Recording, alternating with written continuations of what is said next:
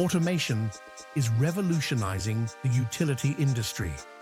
However, despite this technological advancement, the role of people remains crucial. As automation makes systems faster and more efficient, we must remember it still requires human leadership. No matter how advanced the grid becomes, it needs individuals to guide and interpret its functions.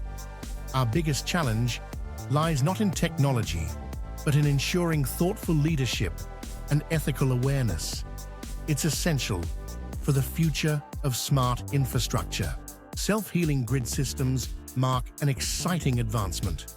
They can detect outages and reroute power within seconds. But these systems rely on the logic designed by people. Engineers and field crews must collaborate to establish how these systems should operate. Automation carries power. It can influence decisions about resource allocation and service prioritization. These decisions should reflect our values and address ethical concerns.